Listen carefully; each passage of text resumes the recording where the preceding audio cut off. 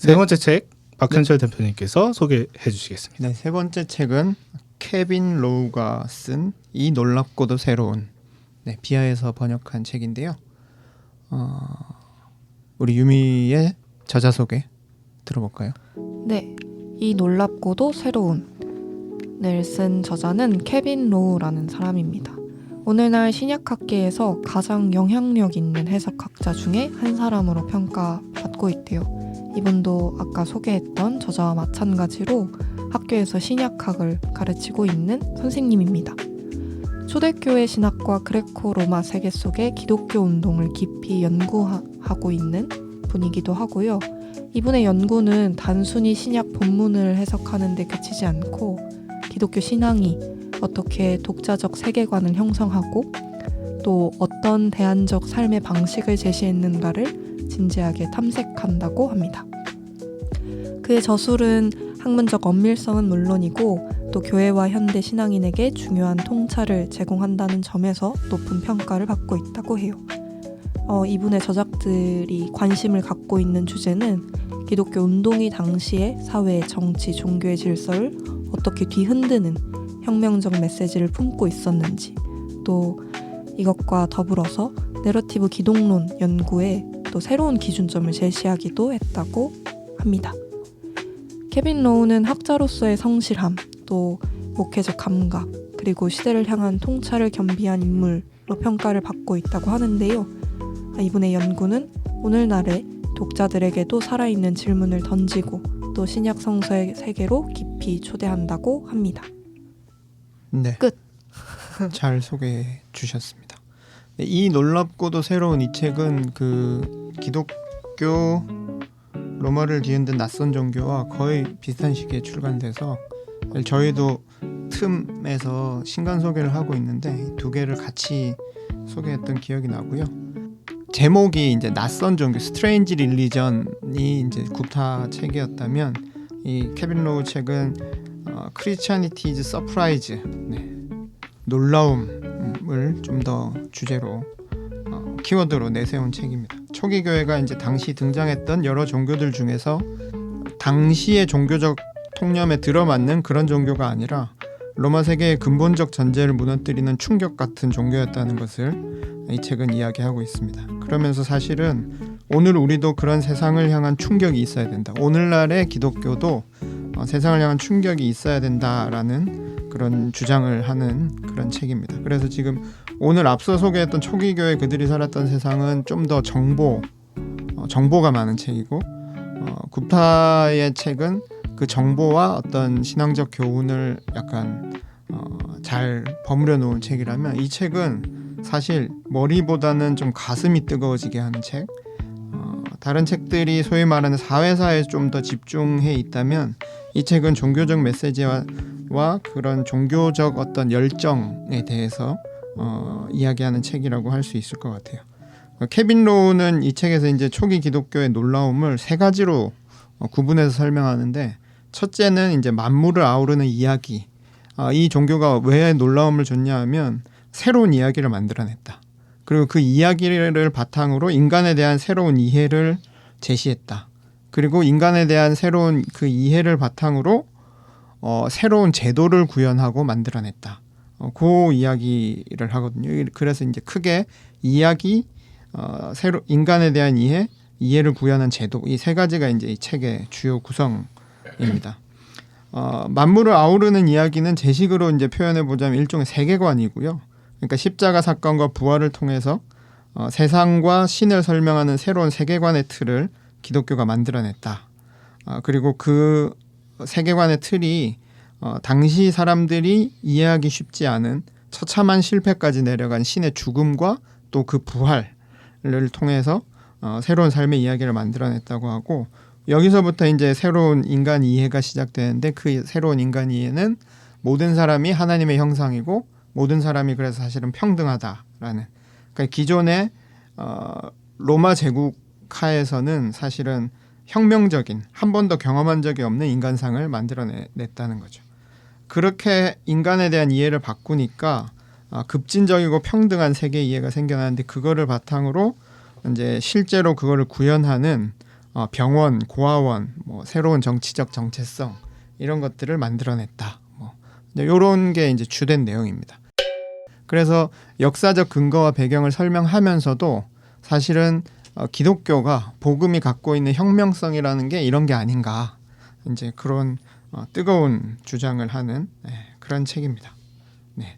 그래서 이 책을 좀 읽고 나면 제가 아까 앞에 이야기했던 메노나이트들이 생각했던 그런 급진적인 기독교 복음 이해와 비슷한 맥락인데 이 책을 읽고 나면 그래서 오늘 우리 기독교는 그 정도의 급진성을 그리고 그 정도의 혁명성을 갖고 있는가 하는 반성을 좀 하게 되고 약간은 초대교회 돌아가야겠는데 우리도 이런 놀라움을 좀 회복해야겠는데 약간 이런 뜨거운 마음이 드는 그런 책인 것 같습니다. 약간 씨알데기 없는 소린데 이 사람 굽타랑 4살 차이밖에 안 나요. 이 사람도 좀 젊은 분으로 알고 있어요. 그러니까 4살 차이밖에 안 나는데 대표님 왜 이 사람은 젊다고 안 얘기합니까? 몰랐어요. 제가 그 서평을 좀 찾아봤는데요. 엠마오 서평지 8월호에 그 홍도우 목사님이 이 책 관련해서 이제 서평을 쓰셨어요. 그 지금 천철 대표님 말씀하신 부분과 좀 겹치는 부분이 있어서 한 구절 읽어드리면 로우의 책은 결국 한 가지를 묻는다. 돌과 유물이 우리에게 보여주는 표정 너머 그들의 심장을 뛰게 한 신학은 무엇이었는가? 그 신학의 놀라움을 이해하지 못하면 우리는 여전히 표면에 머무르는 독자 그리스도교인일 뿐이다 라고 얘기했습니다.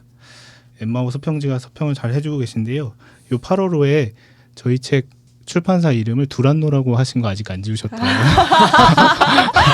야 진짜 고쳐준다고 하더니 아직도 두란노여가지고 제가 이 방송에서 이거 내보내야 되겠어.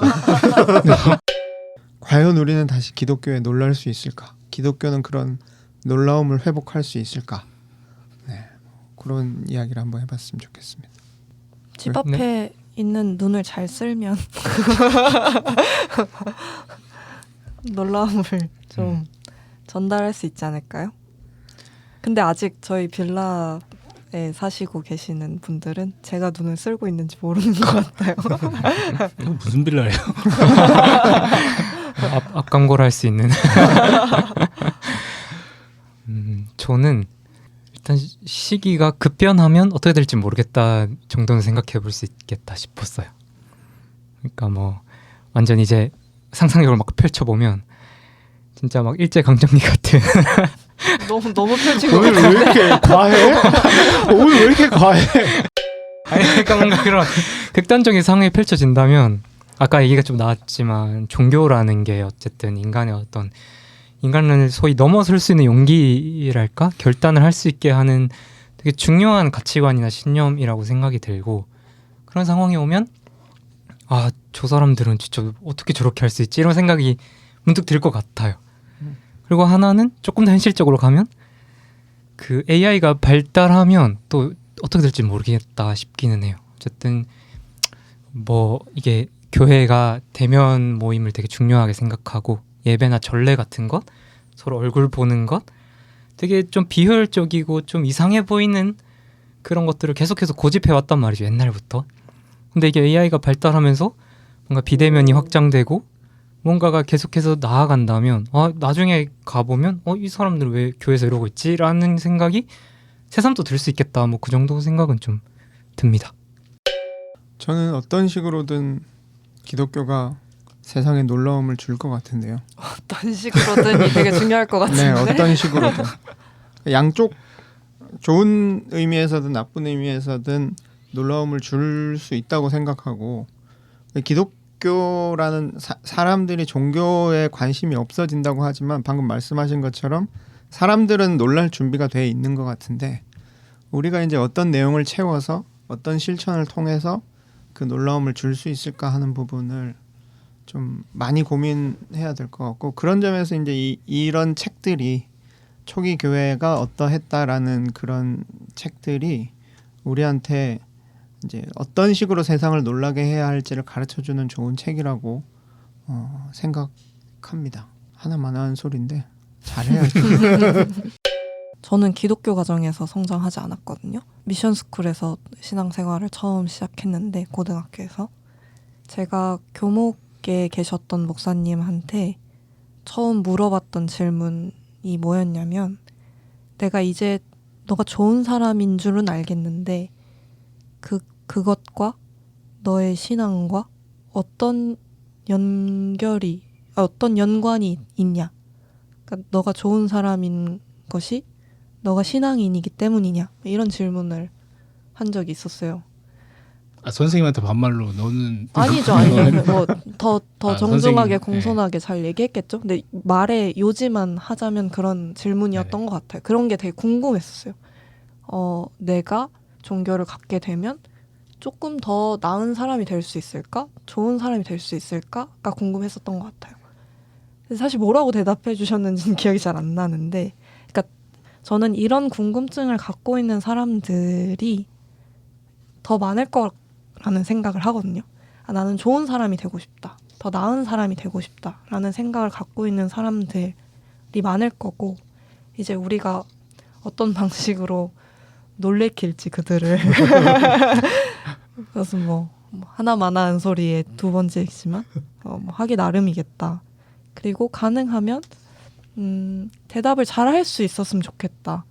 누가 나한테 저도 이제 교회에서 교회학교 전도사로 있으니까 만약에 우리 교회학교 학생이 나한테 그렇게 질문하면 나는 뭐라고 대답할 준비가 되어 있지? 뭐 이런 고민도 하게 되고요. 그런 것 같아요. 놀래킬 수 있으면 좋겠다.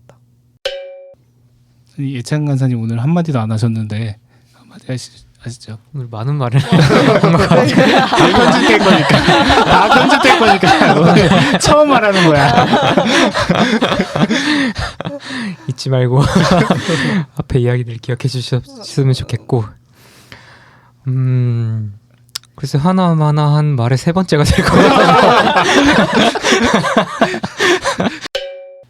사실 이렇게 이야기하고 나니까 이 책이 약간 읽으나마나한 책 같은 왜? 그런 하나마나한 소리하고 읽으나마나한 책 같은 느낌이 드는데 그렇지는 않고 생각보다 훨씬 더 마음이 뜨거워지는 책이고, 사실 이 케빈 로우도 한국에 처음 번역돼서 저도 처음 접해본 분인데 신약학자라고 해서 이제 그런, 그리고 1세기 교회에 대해서 이야기한다고 해서 이제 제 나름대로의 기대를 갖고 읽었던 것과는 좀 다른 감동을 줬어요. 그래서 그런 감동들을 많이들 느껴보셨으면 좋겠고, 그런 감동들이 이제 하나씩 쌓여서 우리가 이 세상을 좀 놀라게 하는 그런 교회가 될 수 있으면 좋겠다 하는 바람으로 이 책에 대한 이야기를 마무리해 보겠습니다.